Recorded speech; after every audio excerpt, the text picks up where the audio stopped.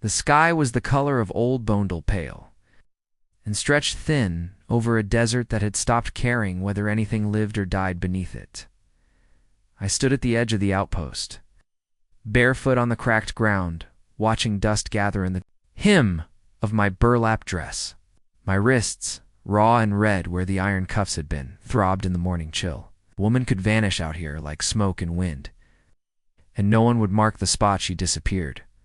The others were going to claim, bartered, bundled into wagons, or dragged into saloons with oil lamps still flickering from the night before. The man who ran the auction spat once, then began kicking dirt over the fire pit. He looked at me like I was a half-ratted log no one had use for. Then came the sound of hooves. Slow, measured. It's not urgent, just steady, like a man with nothing. Left to prove, he rode alone. Dust clung to the brim of his hat, to the creases in his coat. His face was sun-worn, beard graying, mouth firm. A rifle rested behind his saddle, and a wedding ring still hung from a rawhide cord around his neck. I caught its glint before I saw his eyes. He didn't dismount, just looked at me, then at the auctioneer. That one. The trader laughed. Wouldn't fetch a pint of milk? The man said nothing at first. Then he took something from his pocket, just a coin, dull as tin. He handed it over. No bargaining, no words of value. Why her? The trader asked. The man looked at me again, not up and down, just straight, like I wasn't anything to be measured. A man can offer a name, he said, voice like gravel. That's all. And that was it. I climbed onto the back of his horse without help. I didn't ask his name. He didn't ask mine. The wind followed us as we rode out of town, the outpost shrinking behind, like a bad story half forgotten. His land lay where the plains broke into canyons, at the edge of Comanche land. The trees were taller there, but bent from wind. There was a cabana, real one, not canvas, and scrap wood. Smoke curled from the chimney, but the air still felt cold. When we arrived, he nodded toward the door and dismounted. I slid down and followed the ache in my legs, reminding me I'd eaten nothing but stale bread and brine for 2 days. Inside, the place was quiet to quiet. The hearth had gone to ash. Shawl hung over a nail, untouched. A rocking chair sat facing the window, unmoved. The smell of old soap and smoke clung to the floorboards like memory. He walked past me, set his hat on the hook, and lit a match. The fire coughed to life, but only barely. There's water in the basin, he muttered. I nodded, though he didn't see it. He didn't speak again, didn't ask what I could do or where I'd been or what I needed. Just walked into the back room and closed the door. I stood in the center of that space, unsure whether I was guest or ghost. I found the basin, washed the dirt from my hands. The water was cold. I let it sting. It reminded me I was still alive. There were no mirrors in that house, just a window high and small, with dust in the corners. I sat by the fire after dark, knees drawn up, eyes dry. The wind whispered through the cracks in the wood, telling stories no one wanted to hear. When I finally lay down on the cot near the hearth, I kept my boots close and my coat on. He had not saved me. I knew that. He was burying something. Same as me. And maybe in that silence something new could grow, or maybe it wouldn't. I wasn't hoping. Not yet. But I listened to the wind, and I waited. Asterisk, asterisk, I woke to silence and the faint smell of sage. The fire had burned down to white ash, and the first rays of light slipped in under the door like cautious intruders. My back ached from the cot. I sat up slowly, unsure whether the strange stillness in the house meant absence or watchfulness. The widower Elias. I had overheard someone call him once, was already outside, his silhouette visible through the fogged window, splitting logs. With a rhythm that didn't need thought, just motion. I stood. I'm sure if I had permission to move freely, or if I'd stepped into a life with invisible boundaries. The floorboards creaked beneath me as I explored. The cabin was larger than it looked from the outside, 2 rooms off the main space, a loft above, and shelves lined with hand-whittled bowls, worn books, and a few carefully stored tools. There were no photographs, just silence where a family should have been. One of the doors stood slightly ajar. Curiosity tugged at me harder than caution. I stepped inside and felt it immediately, her presence, whoever she was. The room was neat, frozen. A folded patchwork quilt lay at the foot of the bed, its stitching precise and loving. A wooden brush with long brown hairs still tangled in its bristles rested on a dresser beside a cracked mirror. The scent of lilac clung to everything, faded but stubborn. A pair of boots stood beneath the window like she'd meant to wear them again. It was not just a wife he had lost, it was a life. My breath caught when I saw the small rocking horse in the corner, child-sized, delicately carved, worn at the handles. I reached out and touched the curved back. Dust trailed behind my fingers like memory. Then I noticed it's outside, half hidden near the tree line. Grave marker. I slipped out the back door while Elias was still splitting wood. The marker was simple. 2 names carved by hand. Clara Cole, Elsie Cole. No dates. No epitaph. Just a line drawn in the soil between the living and the lost. I crouched down and laid my palm against the wooden post. It was smooth, weathered, sun-bleached, not fresh, not ancient. A kind of grief that had settled into the bones of a man. And stayed there. I didn't cry. I hadn't cried in months. My body didn't trust water anymore unless it was to scrub mud off my skin. That night I made supper. Nothing elaborate, just potatoes and beans warmed over the fire. He didn't expect it, but he didn't object either. He sat at the table, rubbing at his hands like he wasn't sure they still belonged to him. When I placed the bowl in front of him, he looked up for the first time that day. Really looked. Something in his expression shifted, not softened, just acknowledged. After we ate, he sat by the hearth, nursing a tin cup of black coffee while I gathered the dishes. "I'm not going to touch you," he said quietly, almost like he was talking. To the flames, I froze. My back stiffened, and for a heartbeat, I couldn't breathe. "You weren't brought here for that," he added. "If that's what you're scared of..." I turned then, slowly, watching him over the rim of the cup I hadn't washed yet. Then, "Why bring me?" I asked, voice small. He didn't answer right away. Just sipped his coffee and stared at the fire. "I don't sleep well," he said eventually. The house was too quiet. It was a strange kind of truth, honest, hollow. Man-filling silence with the only thing he could afford, another human body. Just breathing under the same roof. I nodded once.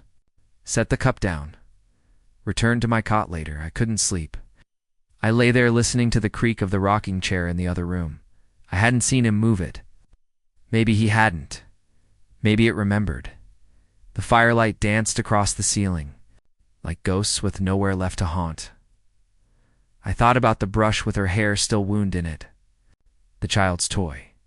The smell of lilac. He wasn't cruel. That was something. But he was buried alive in this place. So was I, in a way. I rolled onto my side and stared at the outline of my shawl draped over the chair. The only thing I owned, the only fabric that had ever stayed with me. In the morning, I would clean the cabin.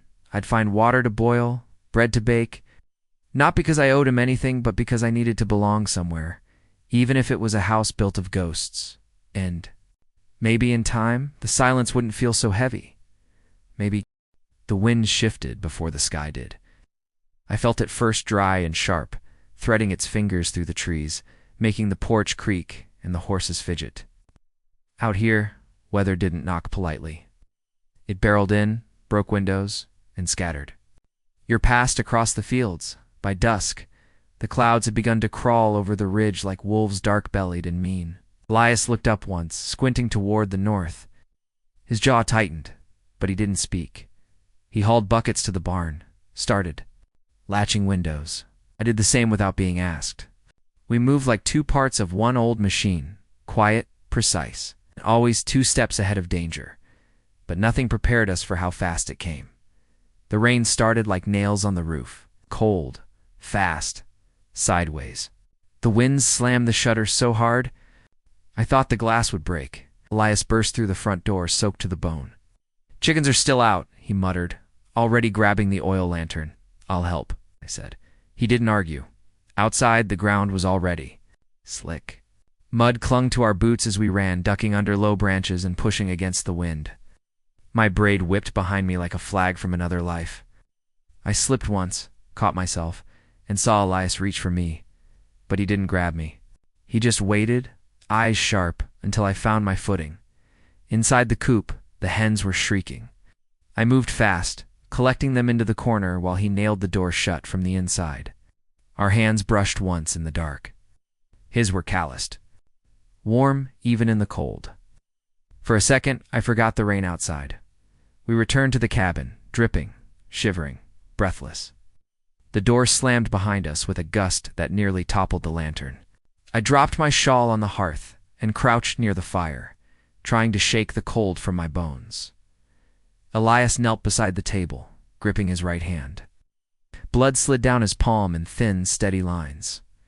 "You're hurt," I said. He didn't answer. I took his hand gently, guiding him closer to the firelight. "Sit," he did. The gash wasn't deep, but jagged a rusted nail or a sharp edge of wood. I brought whiskey from the shelf and a clean rag from the drawer. "This'll sting." I'm "Used to pain," he muttered. I poured it anyway.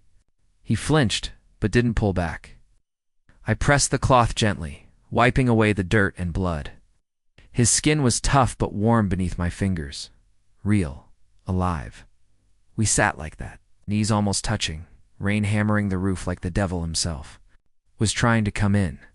"That was Clara's comb you found," he said suddenly, as if the words had been waiting behind his teeth for years. "She died 3 winters ago. Our girl Elsie, before that." I didn't move. She was crossing the creek. It had risen fast that day. I told her to wait, but she thought she could beat it. His voice was flat, but something in it cracked like old wood. I didn't need to ask more, and Clara, I asked softly, didn't survive the grief. That was all he said. It was enough. I leaned back, my fingers still damp from his blood. The fire popped, sending sparks into the chimney, stared at them like they were telling secrets he used to believe. "I had a brother," I offered. "He tried to stop them from taking me. I didn't make it. I didn't explain more. I didn't ask. It was enough."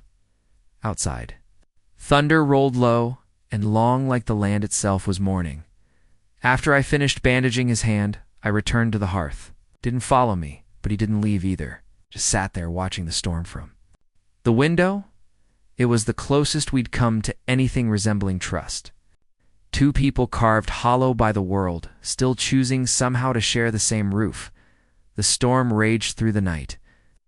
I lay awake, listening to the rain, wondering if it would wash away the past or drown it deeper. Elias didn't go too. His room. He sat in that chair until morning, eyes open, hands still wrapped in the cloth I tied. When the wind finally quieted, I heard something I hadn't heard since arriving. His voice whispered, "Thank you." I didn't reply, but I heard it, and I carried it with me like a warm stone in my pocket. Asterisk. Asterisk, the days after the storm were clearer, but not warmer. The sky was wide and cold, and the land smelled of damp earth and clean beginnings. But beginnings are fragile things, like shoots. After frost, they can snap under the wrong kind of weight. Inside the cabin, the silence had changed shape. It was no longer hollow it watched. When I moved through the kitchen, I sometimes caught Elias looking at me, not with desire, with something slower, like recognition. I caught myself watching him too. He shaved more often, cleaned tools that hadn't been touched in years. I started humming quietly as I swept or stirred a pot. Not songs I remembered fully, just sounds that felt like home, even if I had no place to name. One morning I walked into town alone with a basket of eggs and herbs to trade. I didn't tell Elias I was going. I wanted to prove something to him or myself. I wasn't sure. The townsfolk didn't say much. They didn't have to. The way they looked at me said it all. A white woman behind the mercantile counter smiled thinly, then let her eyes drop to my hands, rough, brown, work-worn. She gave me less than the eggs were worth. I didn't argue, just nodded, turned, and walked back through a gauntlet of glances.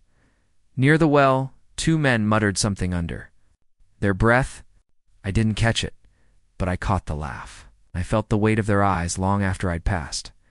When I returned, Elias was on the porch mending a bridle. Didn't look up. "You went alone," he said. "I can walk. I didn't say you couldn't." I hesitated. "You think I should have stayed here?" "I think this place ain't as kind as you think it is." "I don't think it is." He looked at me then, finally. His jaw, tight, eyes, shadowed by the brim of his hat. "I just don't want you getting hurt." The words struck deeper than he meant them to. Or maybe exactly as he meant them. That night I lit the fire early. The cold had crept in again, threading beneath the doors. I sat on the floor, brushing out my braid. It was a nightly ritual now, something grounding. I remembered my mother doing the same under oil lamps. Humming in a language I no longer spoke, Elias stepped into the room quietly. He stopped when he saw me. "That braid," he said softly, "it means something. It's not just for beauty," I said. "It's for strength." He watched a moment longer, then turned and disappeared into the shed. When he returned, he held something in his hands, a carved wooden comb, smooth with age. He offered it without words.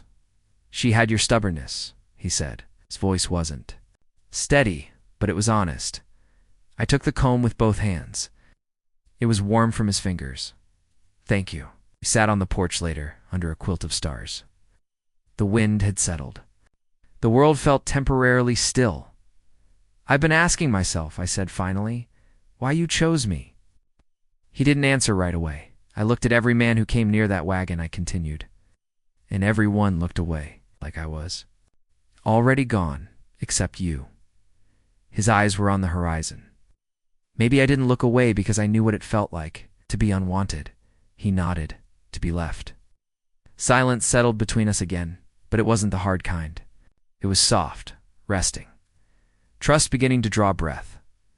That night, I left the comb beside my cot and braided my hair again with slower hands. I felt the weight of it like armor, like history.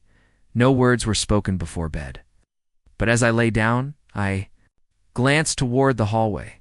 The light beneath his door stayed on a little longer than usual, and somehow that was enough. Spring tried to come early that year. The ground softened. Green shoots pushed stubbornly through thawed soil, and birds began to return in cautious pairs. It made the land feel alive. Again, but with life comes risk. We'd started clearing the backfield for planting, Elias hammering fence posts while I raked the rocky soil barehanded. Sweat clung to the small of my back, and my arms ached, but I didn't complain. The pain was proof I had stayed, chosen to work, to help, to grow. Something. One evening we were hauling brush to burn along the fence line. The sun hung orange and thick behind a haze of smoke. Elias had just set the last pile when I noticed it. A gust catching the edge of dried grass. Pushing flames toward the coop, Elias turned, eyes wide, already running. I didn't wait. I grabbed the water buckets and sprinted toward the flames. Smoke clawed at my throat as I beat at the edges with my shawl, my arms burning with the heat. A hen shrieked behind me, panicked in its cage. A pair of strong arms grabbed my shoulders from behind and yanked me back. I hit the dirt hard, coughing, gasping. Elias dropped beside me with a wet blanket, smothering the fire until only blackened earth remained. We lay there, side by side in the dirt, breath heaving, smoke curling around us like a second skin. "What in hell were you thinking?" he rasped. "You would have done the same?" I coughed. Spitting ash from my mouth, he turned his head, meeting my eyes. "I've lost enough people," he said. "Don't add yourself to the list." There was something in his voice that cracked me wide open. Not anger fear, not control care. And deeper than that, something wordless. We sat beside the well after the smoke cleared, still filthy and reeking of cinders. The stars above were dull from the haze, but they shone anyway. He ran a hand through his hair, streaked with soot. "You scared me?" I said nothing. I just sat there, arms curled around my knees, close enough to feel the warmth of his body, but not close enough to touch. He reached over, hesitating, then rested his hand gently on my wrist. The contact was soft, steady, real. Not claiming, not taking, just being. I didn't pull away. Later that night, after washing the ash from our skin, I baked bread for the first time since I'd come west. We had flour and salt, and I remembered how my mother would sing low songs in the kitchen while her hands kneaded the dough. Elias stood in the doorway watching me as I worked. His face was unreadable, but something about the set of his shoulders told me he felt it too, that we'd passed through something together. When the bread was done, I tore it into 2 pieces and set them on the table. He sat across from me. For once, we didn't eat in silence. "You used to cook?" he asked. "A little," I said. "Mostly watched. There wasn't much time." He nodded. "You remind me of her sometimes, Clara." I didn't flinch. I looked straight at him. "Is that why you let me stay?" He held my gaze. "No," he said. "That's why I almost didn't." We didn't speak for a while after that. We just chewed slowly, the fire crackling behind us. At the end of the meal, he stood. I thought he was going to retreat to his room like always, but instead, he walked to my side, knelt briefly, picked up the comb he'd given me. Without a word, he handed it back. "You keep it now," he said, and something shifted. The firelight flickered across his face as he looked at me, eyes softer than I'd ever seen them, lips parted like he wanted to speak, but hadn't found the words yet. He didn't need to. That night, we didn't sleep in the same bed, but the air between our rooms pulsed with something tender, something waiting. The comb lay beside my pillow, and I held it loosely in my hand, the way a child holds a stone for luck. I didn't braid my hair that night, just let it fall. Asterisk, asterisk. The news came by way of the trapper who passed through once a month for coffee and flour. A new trader had set up just east of the canyon, near the old well. Another wagon was coming, girls young, bound for the same fates we'd both outrun. I felt it settle in my stomach like a stone. Elias didn't say much when he heard. Just leaned back in his chair and stared into the fire, his jaw hard. I waited. I needed him to be the one to say it, to admit that some things can't be left to silence. But he didn't. He just stared, unmoving. That night I packed my shawl and my boots into a satchel. Not much else. I didn't own anything else. But this time I wasn't running. I was going. When I stepped onto the porch, the night was cold, dry, a waning moon overhead. The saddle creaked as I loaded my pack onto the mare. Behind me I heard, "The door open. You leaving?" Elias asked. I turned slowly. "I'm going to that camp. You think it'll make a difference?" "I don't know," I said. But if someone had stood up when I was in that wagon, I might have believed in people sooner. He looked at the horse, then at me, then let out a long, tired breath. "I'll saddle mine," he said. We rode through the night, the wind's sharp silence stretched between us, not out of distance, but focus. At dawn, we saw the smoke rising ahead, then trails from cooking fires and camp stoves, familiar and sickening. The wagons were already circled. Men loitered, traders and buyers. I could smell the cheap whiskey from yards away, and then I saw the girls, 7 of them, seated on crates, barefoot, wrists red, eyes hollow in a way I remembered too well. One of them, maybe 12, held the other's hand with the same terrified grip I once had. Elias dismounted first. He stood tall, face like carved oak. When the trader swaggered up to him, all grins and grease, Elias didn't flinch. "Looking for another?" The man sneered. "You got a type?" Elias said nothing. I just pulled a slip of paper from his coda. Copy of the land deed bearing his name, stamped and signed. He held it up, calm and steady. "This land board is mine." "You're not welcome." The trader laughed. "What are you going to do? Write me a letter?" That's when the Comanche appeared. 3 men on horseback, silent as breath. No war paint, no guns drawn, just presence, the kind that makes liars choke. On their spit, they stood behind us like stone statues. One of them nodded at me. The trader looked around, the wind suddenly louder. His grin faltered. He spat in the dust, waved his hand, and backed away. Like a dog that suddenly remembered it was outnumbered, the girls were quiet as we walked them back to the road. No tears, no cheers, just the weight of disbelief. That someone had come, that it was over for now. As we rode back that evening, the air shifted, not between us, but around us. Elias didn't speak until we were nearly home. I wasn't sure I could do that. He said, "You did." He nodded once. "Maybe it's not too late to be useful." "You already were," I whispered. That night, I stood at Clara's grave. I held my braid in my hands. It had grown long since I arrived, and broken, lived in.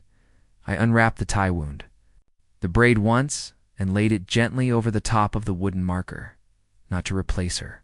To honor her, inside, Elias was clearing the back room. When I stepped through the door, he paused. A hammer in one hand, dust on his sleeves. "I thought I'd build something new," he said. "Not a bedroom, just a room for something." Crossed the space between us, slowly. "For what?" I asked. His voice was quiet. "Peace, maybe." We stood in the middle of that cabin like we had 1,000 times before, but this time, he reached out hesitantly and took my hand. Not rough, not possessive. It's present. The fire crackled behind us outside. The wind whispered through the branches like a lullaby that had waited too long to be sung. And for the first time, didn't sit across the table from each other. We sat side by side, not a savior and the saved. Not a widower and a runaway. Just two men, still breathing, still becoming.